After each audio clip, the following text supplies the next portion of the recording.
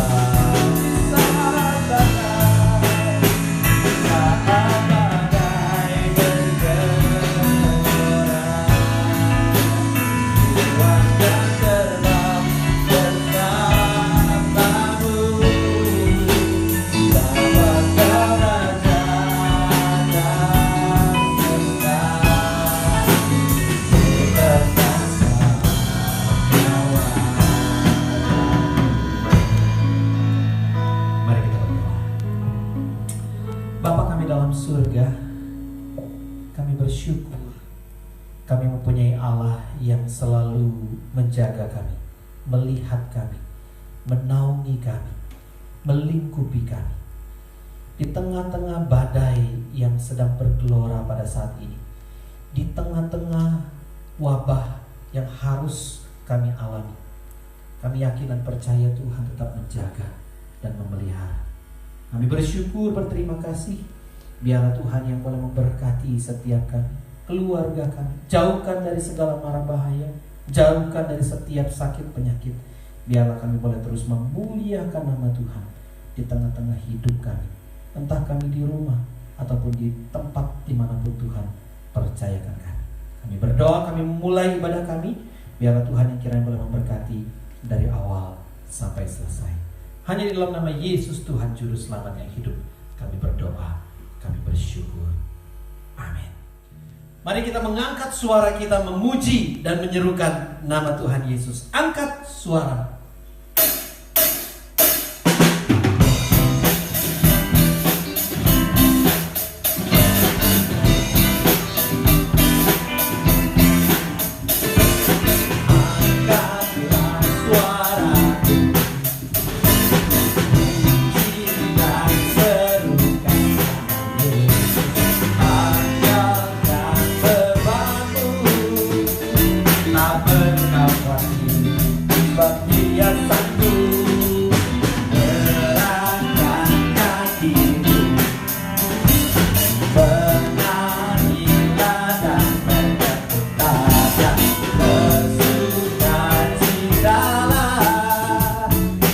perlu kau kasih, sebab Dia sanggup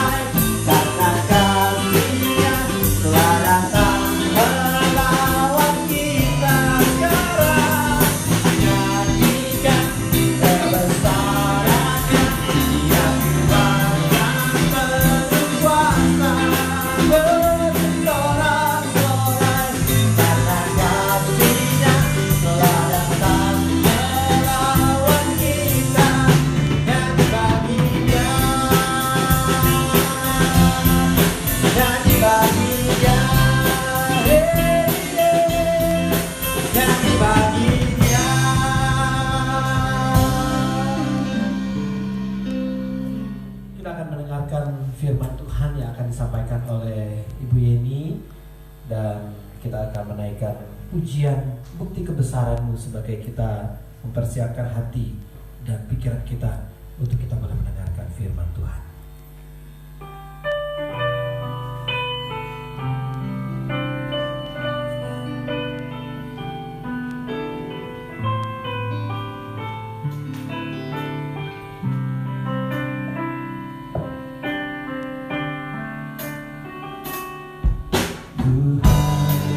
Kau sempurna dalam rencana-Mu dan karya-Mu.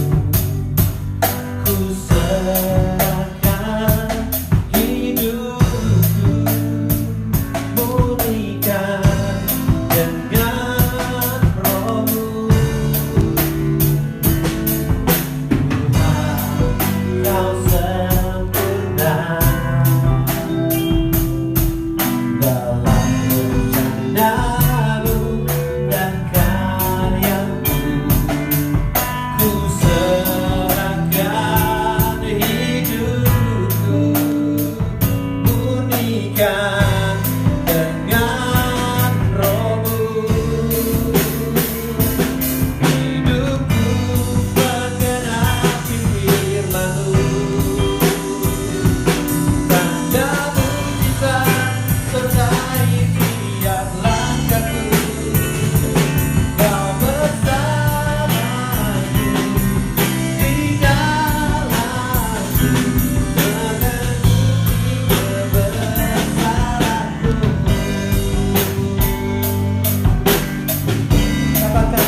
Tuhan,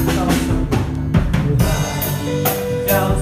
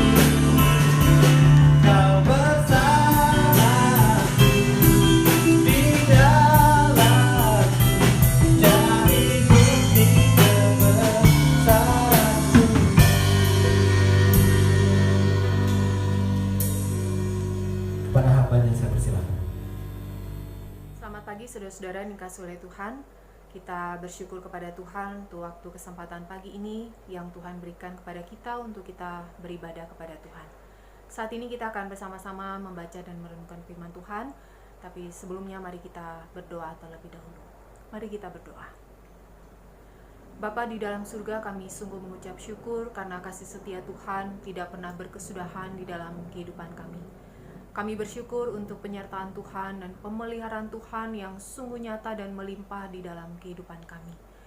Terima kasih Tuhan untuk waktu kesempatan pagi ini yang Tuhan berikan kepada kami, untuk kami boleh beribadah kepada Tuhan. Walaupun kami beribadah secara online, biarlah kami datang ke hadapan Tuhan dengan hati yang penuh dengan sukacita, dengan hati yang penuh syukur.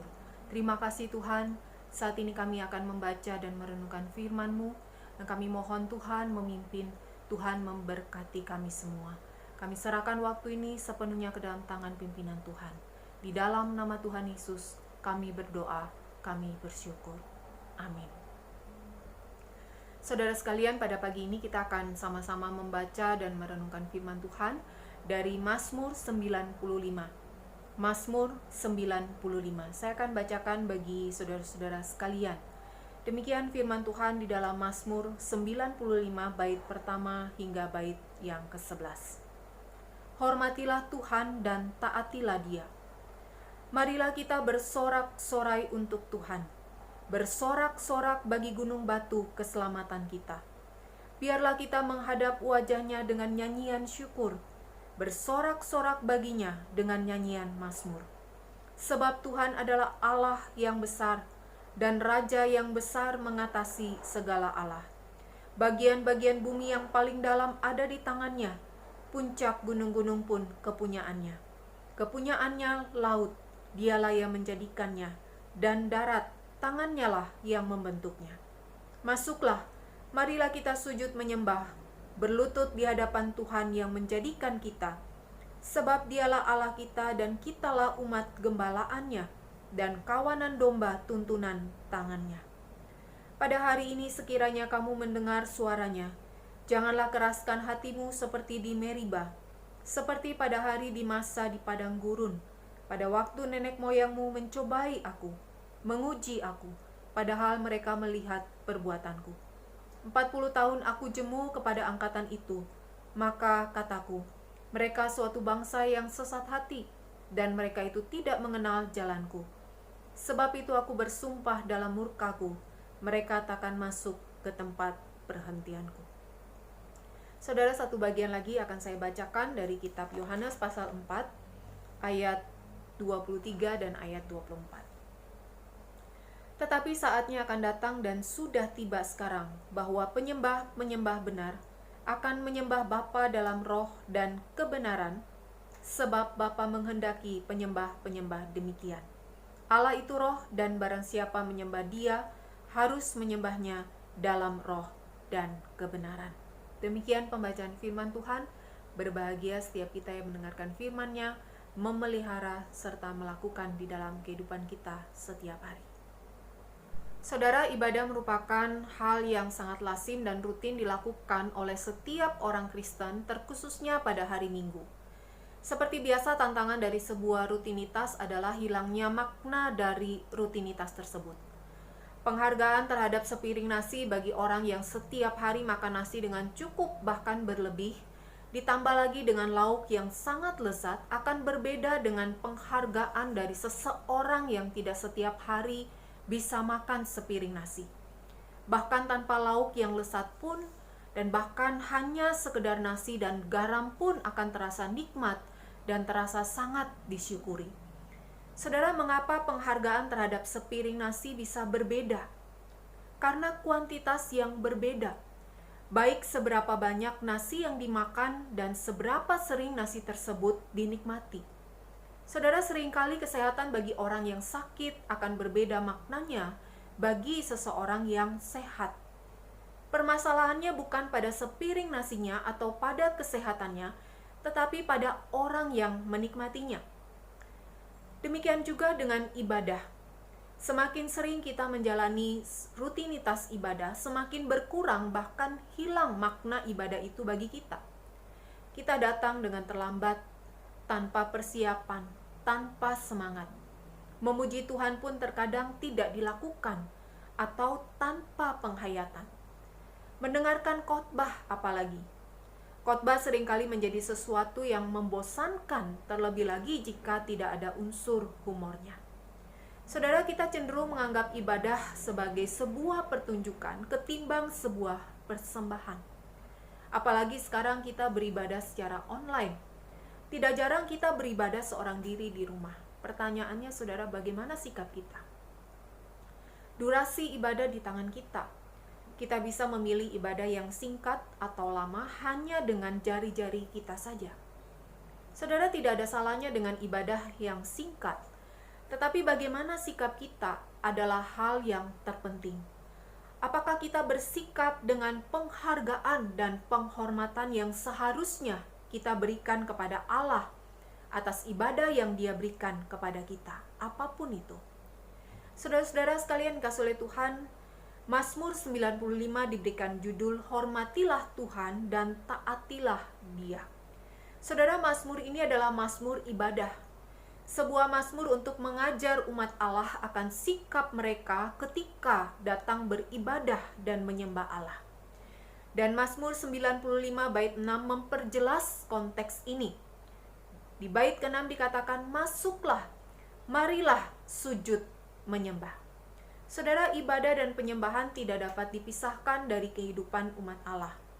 Bahkan ketika Allah membawa bangsa Israel keluar dari Mesir, yang Dia kehendaki adalah agar umat Allah dapat beribadah kepada Allah. Jadi bukan sekedar tujuan penyelamatan saja. Ketika Allah berbicara kepada Musa tentang tanda bahwa Allah menyertai Musa, tanda yang diberikan Allah yang terutama bukan mujizat-mujizat yang akan dilakukan melalui Musa, tetapi justru bahwa orang Israel akan beribadah di Gunung Sinai. Ibadah di tempat yang dikehendaki Allah adalah tanda penyertaan Allah atas pelayanan seseorang. Saudara-saudara, penyembahan bukan masalah tempat. Nenek moyang Israel, Abraham, Ishak, dan Yakub juga sering berpindah-pindah ketika mereka menyembah Allah. Yang tetap adalah ritualitas mereka mendirikan mezbah dan memanggil nama Tuhan di dalam ibadah mereka. Abraham menyembah Allah dengan mendirikan mezbah di Sikem. Kita bisa baca di dalam Kejadian 12 ayat 6 hingga ayat yang ke-7. Lalu dia berpindah ke Betel dan dia mendirikan mezbah di situ. Kemudian dia menyembah Tuhan di Gunung Moria ketika dia mempersembahkan Ishak. Orang Israel ketika keluar dari Mesir menyembah Tuhan di Gunung Sinai. Setelah mereka tinggal, mereka menyembah Tuhan di Yerusalem. Para ahli berpendapat bahwa titik tempat bait suci Salomo itu adalah Gunung Moria, tempat Abraham mempersembahkan Ishak. Saudara, hal ini berlangsung terus hingga masa Tuhan Yesus. Tetapi ketika Tuhan Yesus bertemu dengan perempuan Samaria, Tuhan Yesus mengatakan di ayat yang ke-21 di dalam Yohanes 4 ayat 21. Saatnya akan tiba bahwa kamu akan menyembah Bapa bukan di gunung ini dan bukan juga di Yerusalem. Tetapi penyembah yang benar akan menyembah di dalam roh dan kebenaran. Dan ini yang dikehendaki Bapa. Saudara-saudara sekalian kasih oleh Tuhan, jika demikian, apakah kita tidak perlu beribadah di gereja dan beralih kepada ibadah online untuk seterusnya? Tentu saja tidak. Mengapa kita harus beribadah secara konvensional lagi setelah pandemi ini berakhir? Saudara, isi hati melahirkan sikap dan tindakan. Saudara sekalian, Mazmur 95 mengajarkan kita bagaimana umat Allah dan bagaimana kita juga memiliki hati dan sikap yang benar sebagai penyembah yang sejati. Bagaimana umat Allah memberikan sikap baik jasmaniah maupun batiniah ketika mereka datang menyembah Allah. Saudara, yang pertama, sikap jasmaniah. Sikap yang pertama adalah bersorak-sorai bagi Tuhan dengan nyanyian syukur dan mazmur. Kita bisa baca di dalam Mazmur 95 bait 1 dan bait yang kedua. Saudara, ketika seseorang berjumpa dengan hal yang menggembirakan yang membuat dia sedemikian bersukacita, dia cenderung tidak dapat pasif. Meskipun respon sukacita seseorang akan berbeda-beda, tetapi dia tetap memberikan sebuah respon yang positif. Ketika seseorang diberikan hadiah, ada yang berteriak kegirangan melihat dan membuka hadiah yang dia terima. Ada yang dengan tenang, setelah membuka hadiahnya dia mengamatinya dan terus asyik dengan hadiah itu. Ada yang menceritakan kepada orang-orang tentang hadiah yang dia terima itu. Tetapi intinya saudara adalah ada rasa sukacita, ada semangat dan antusias atas apa yang dia syukuri. Saudara-saudara, pemazmur memberikan nasihat yang indah. Di dalam Mazmur 95 bait 1 dan bait 2, pemazmur berkata, mari kita bersorak-sorai untuk Tuhan dengan nyanyian syukur, dengan nyanyian mazmur. Saudara, pemazmur mengajak umat Allah untuk bersukacita dengan menyanyi, memuji Tuhan. Saudara, ada seorang pembicara seminar ibadah yang mengatakan bahwa adalah dosa ketika kita tidak menyanyi ketika beribadah. Adalah dosa ketika kita tidak menyanyi ketika beribadah tanpa alasan yang dapat dipertanggungjawabkan. Misalnya, tenggorokan kita sakit, kalau menyanyi terasa sakit, atau kita lagi sakit gigi, atau bisu. Saudara, tentu hal-hal ini bisa diterima ketika seseorang tidak menyanyi di dalam ibadah. Tetapi di dalam kondisi normal, berdiam diri hanya sekedar bertepuk tangan tidaklah dibenarkan, saudara. Lalu bagaimana jika kita tidak tahu lagunya? Tentu kita tidak dapat menyanyi secara maksimal, tetapi setidaknya kita berusaha menyanyi sebisa kita. Saudara sekalian, jemaat hari ini seringkali terbalik. Ya, ketika seharusnya bersuara, mereka diam. Pada waktunya bernyanyi, mereka diam. Tetapi pada waktunya diam, mereka bersuara. Saudara, berapa banyak yang sering mengobrol ketika khotbah diperdengarkan? Saudara, Tuhan kita bukan Tuhan yang gila hormat. Tetapi sebagai umat Allah, kita harus memberikan respon yang sepantasnya atas anugerah Tuhan kita. Sikap jasmania yang tidak tepat menunjukkan kepada kita bagaimana isi hati kita kepada Tuhan. Saudara, sikap jasmania yang kedua adalah sujud menyembah. Kita bisa baca di dalam bait yang ke-6. Ya, dikatakan, marilah kita sujud menyembah. Saudara, gestur sujud pada masa perjanjian lama adalah bersujud hingga dahi menyentuh tanah. Ini yang dimaksudkan dengan kata menyembah. Gestur tubuh untuk menggambarkan dan menunjukkan penghormatan kepada yang disembah. Ketika seseorang bertemu dengan seorang raja, dia tidak akan tetap berdiri, tetapi setidaknya berlutut. Bahkan di dalam tradisi Tiongkok kuno, para pelayan kaisar juga seringkali bersujud ketika menyapa atau berhadapan dengan seorang kaisar.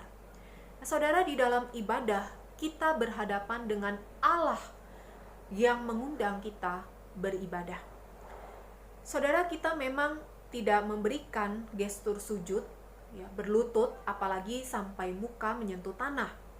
Hal ini karena konteks masa kini yang berbeda. Tetapi apa gunanya bersujud hingga muka menyentuh tanah, tetapi isi hatinya mengutuki orang yang disembah? Saudara, sikap hati dan hormat adalah hal yang penting di dalam hal ini. Memberikan sikap yang tepat, menyanyi pada waktunya menyanyi, diam dan menyimak firman Tuhan yang dikhotbahkan adalah sikap hormat dan menghargai Allah yang berfirman melalui hambanya. Saudara, selanjutnya sikap batiniah yang bagaimana yang harus kita berikan ketika kita datang menyembah Allah. Yang pertama adalah sukacita. Sukacita. Kita bisa melihat itu di dalam Mazmur 95 bait pertama dan kedua. Saudara, ada seorang rabi bernama Abraham Heschel. Dia mengatakan, jika kita tidak bersukacita memperingati Sabat, kita berdosa. Saudara, sikap hati sangat penting. Sukacita adalah tanda penghargaan yang paling kuat. Sukacita memang tidak harus dinyatakan dengan sorak-sorai. Setiap orang akan berbeda-beda mengungkapkan rasa sukacitanya. Tetapi yang terpenting adalah adanya sukacita ketika kita datang beribadah kepada Tuhan. Saudara, bisa tidak kita tidak menyanyi di dalam ibadah, mengobrol sendiri ketika khotbah disampaikan, tetapi kita bersukacita akan ibadah? Yang penting kan hatinya. Tentu saja tidak bisa, saudara. Sukacita juga harus dinyatakan di dalam tindakan yang tepat. Bagaimana bisa seseorang yang bersukacita oleh karena firman Tuhan, tetapi dia tidak mendengarkan firman Tuhan? Tentu saja tidak bisa, saudara. Kita tidak bisa dikatakan bersukacita atas firman jika kita tidak mendengarkan baik-baik firman Tuhan. Sebaliknya, saudara, bisakah kita tidak bersukacita ketika kita mendengarkan firman Tuhan? Tentu saja bisa. Banyak orang yang jengkel dengan khotbah yang disampaikan oleh hamba Tuhan karena khotbah tersebut menegur diri mereka. Saudara, marah dan tersinggung memang salah satu tanda bahwa mereka mendengarkan, tetapi bukan berarti otomatis mereka bersukacita. Jika demikian, apakah sikap mendengarkan tanpa sukacita adalah hal yang baik? Jawabnya, tidak. Firman Tuhan di dalam Ayub 5 ayat 17 mengatakan, sesungguhnya berbahagialah manusia yang ditegur Allah. Saudara, teguran Allah atas kita seharusnya membuat kita berbahagia, karena menjauhkan kita dari kesesatan dan bahkan kebinasaan. Saudara, bersukacitalah di dalam ibadah kita. Seorang penyembah yang sejati akan bersukacita dan memberikan respon yang tepat terhadap apa yang diterimanya di dalam ibadah. Saudara, sikap batinia yang kedua yang harus kita miliki atau kita berikan ketika datang menyembah Allah adalah memiliki pengenalan yang benar akan Allah sebagai dasar sukacita. Saudara, seorang hamba Tuhan mengatakan iman yang benar lebih penting daripada iman yang besar. Tentu hal ini benar, saudara. Tentu yang terbaik adalah iman yang besar di dalam iman yang benar. Keyakinan yang kuat tanpa dasar adalah sebuah kekeliruan. Saudara, pemazmur mengajak umat Allah bersukacita dan memuji Tuhan. Apa alasannya? Di bait 3 hingga bait yang kelima, alasannya adalah sebab Tuhan adalah Allah yang besar. Ada pengenalan akan Allah yang benar di balik sukacita penyembah yang sejati. Ada teologi yang benar di balik sukacita yang benar. Dan respon yang tepat harus memiliki dasar yang tepat. Bukan sekedar tindakan yang harus memiliki dasar dan alasan yang tepat saja, saudara. Tetapi emosi kita pun juga harus memiliki dasar yang tepat juga. Saudara, ketika dikatakan bahwa Tuhan adalah Allah yang besar, seluruh bumi adalah kepunyaannya. Segala macam pengetahuan ini adalah pengetahuan yang pertama-tama bersifat intelektual. Dan kemudian pengetahuan yang membawa pada pengenalan yang benar. Jadi emosi yang benar harus memiliki dasar intelektualitas yang benar. Saudara, teologi bukan sekedar masalah pemikiran dan intelektualitas. Teologi juga masalah perasaan dan emosi kita akan Allah.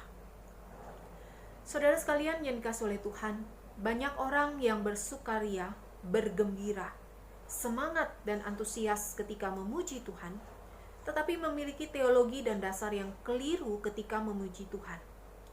Mereka berteriak amin dan bertepuk tangan akan ucapan-ucapan di dalam khotbah, padahal belum tentu khotbah yang disampaikan tersebut memiliki dasar alkitabiah yang benar. Saudara, emosi tergerak tetapi intelektualitas bungkam. Dan hal ini bukan yang Tuhan kehendaki atas penyembah-penyembahnya. Saudara, banyak orang sekedar mencari suasana ibadah yang nyaman, ramai, keren, tetapi kurang menghargai dan tidak mencari kualitas khotbah yang baik. Ibadah bukan sekedar untuk kita nikmati, saudara. Kita beribadah untuk dinikmati oleh Allah. Ibadah bukan apa yang kita terima.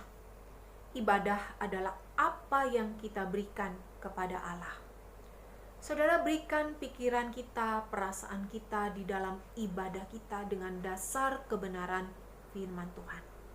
Inilah sikap penyembah-penyembah yang sejati, yang menyembah di dalam roh dan kebenaran. Saudara, menyembah dalam roh dan kebenaran bukan dipahami roh itu perasaan dan kebenaran itu intelektualitas. Tidak ada pembagian semacam ini, saudara. Menyembah di dalam roh artinya kita menyembah Allah dengan roh yang telah dibangkitkan oleh Roh Kudus di dalam Kristus. Penyembah yang benar adalah mereka yang pertama-tama mengalami kuasa kematian dan kebangkitan Kristus yang oleh Roh Kudus melahirbarukan mereka. Menyembah di dalam kebenaran adalah menyembah Allah sesuai dengan kehendak Allah.